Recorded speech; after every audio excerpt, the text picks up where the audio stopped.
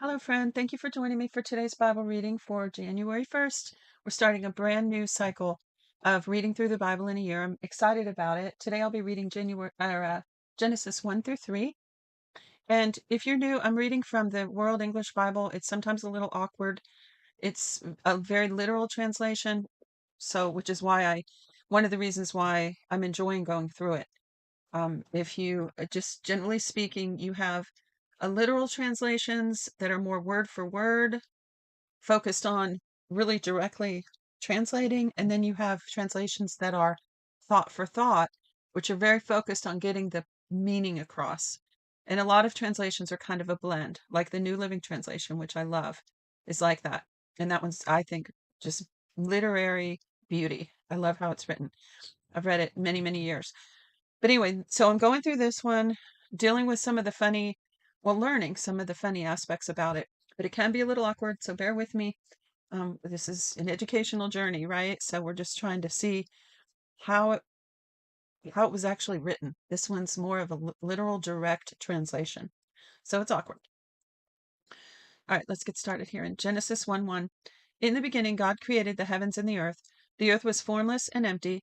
Darkness was on the surface of the deep, and God's Spirit was hovering over the surface of the waters. God said, "Let there be light," and there was light.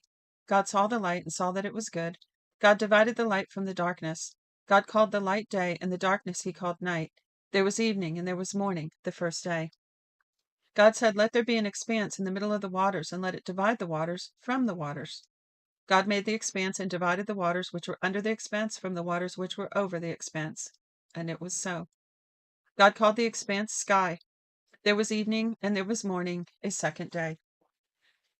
God said, "Let the waters under the sky be gathered together to one place, and let the dry land appear."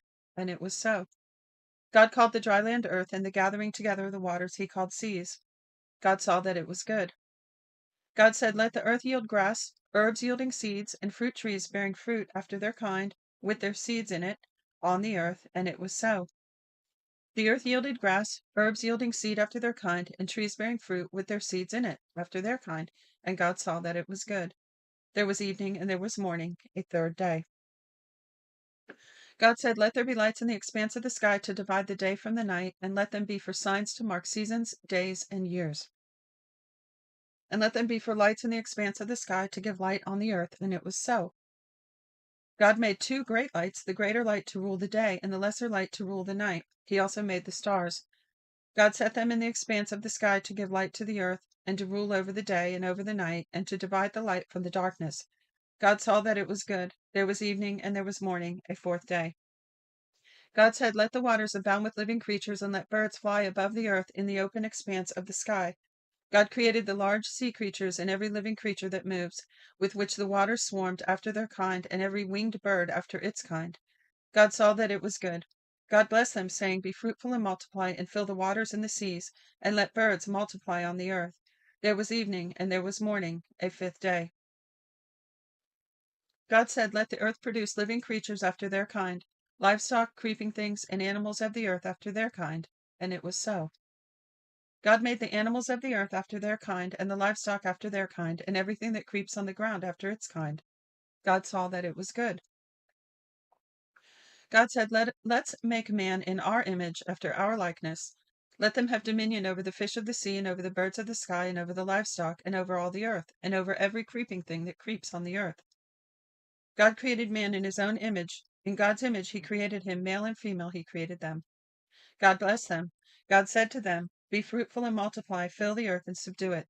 Have dominion over the fish of the sea, over the birds of the sky, and over every living thing that moves on the earth." God said, "Behold, I have given you every herb yielding seed which is in the surface of all the earth, and every tree which bears fruit yielding seed. It will be for your food. It will be your food.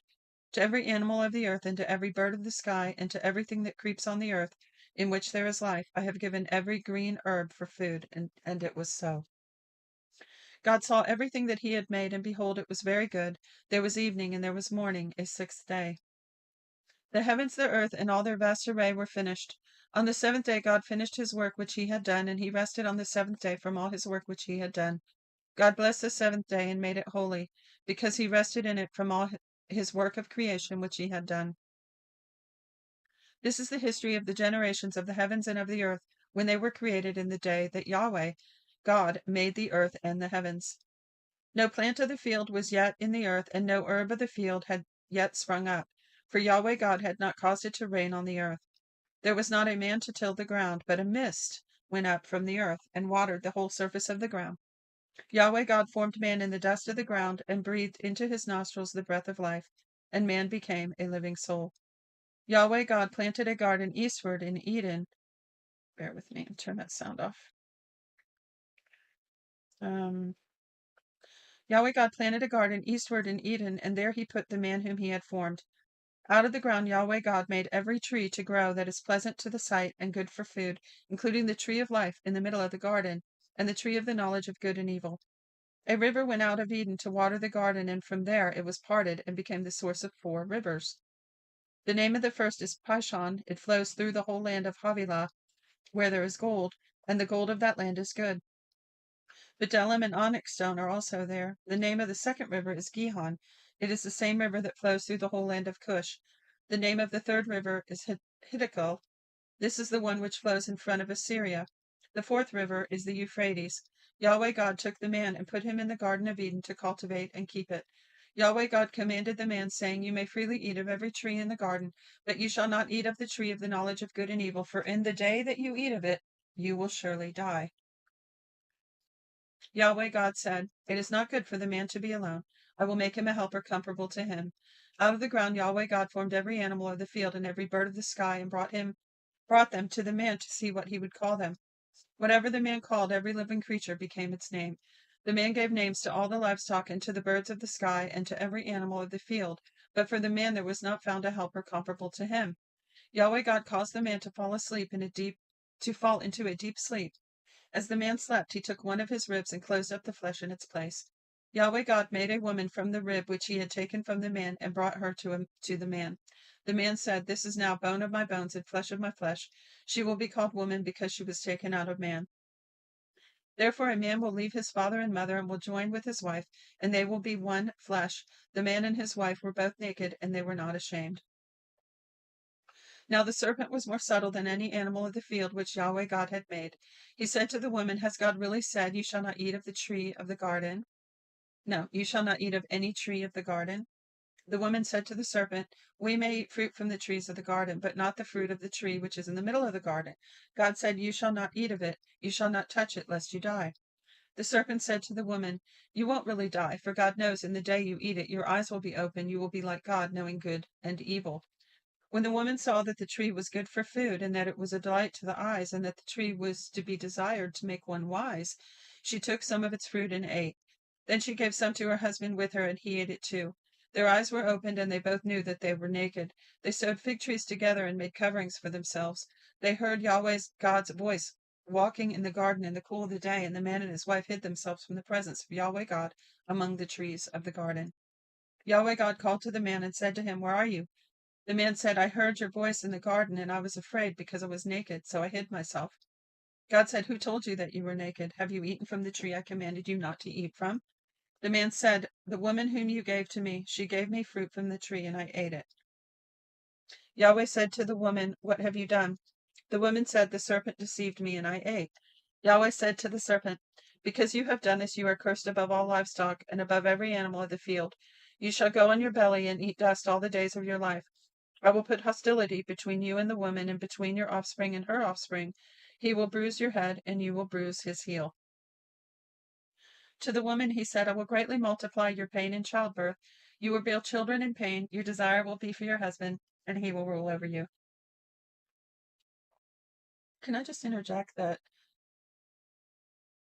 this note that pain in childbirth is a curse from the fall, and that Jesus reversed the curse, therefore he reversed that pain in childbirth? hmm nothing man has ever tried to do could get rid of that pain, that aside from knocking you out or totally numbing your entire body, right? It's just there because it's a curse, an edict from God. But Jesus reversed the curse. He took the curse for us, right? So I had 3 children. I realized this after I had my first one. And so my second two births were both pain-free deliveries by faith. By faith. I knew what God showed me something about this. I knew, that became faith inside of me, and it bore fruit in the in the image of two pain-free deliveries. It was wonderful. It was fabulous. So I could tell more about that. I'll have to do that one day in a longer testimony. Verse 17. To Adam he said, because you have listened to your wife's voice and have eaten from the tree about which I commanded you, saying, you shall not eat of it. The ground is cursed for your sake. You will eat from it with much labor all the days of your life. Jesus also reversed this part of the curse. It will yield thorns and thistles to you, and you will eat the herb of the field. You will eat bread by the sweat of your face until you return to the ground, for you were taken out of it. You are dust, and you shall return to the dust.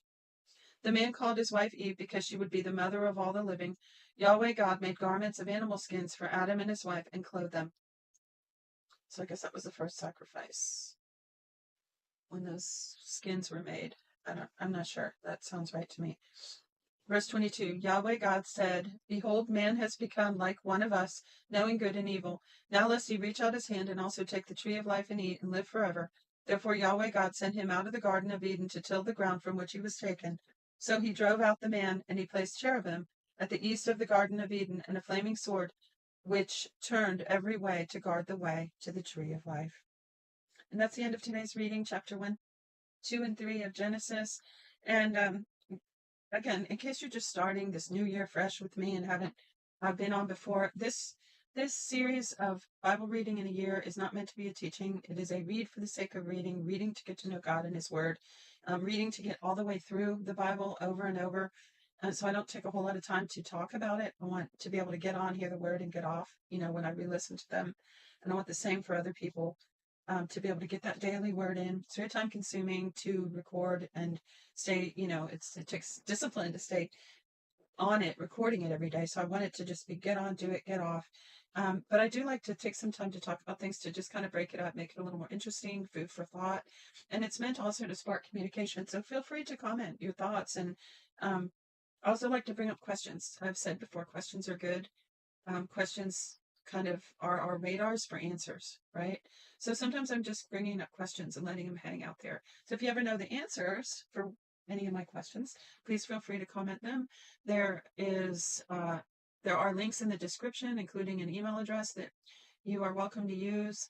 You can also request a free one-year Bible through that email address. So that's it for today. I'll see you next time. Don't forget to click the notification bell. Bless you.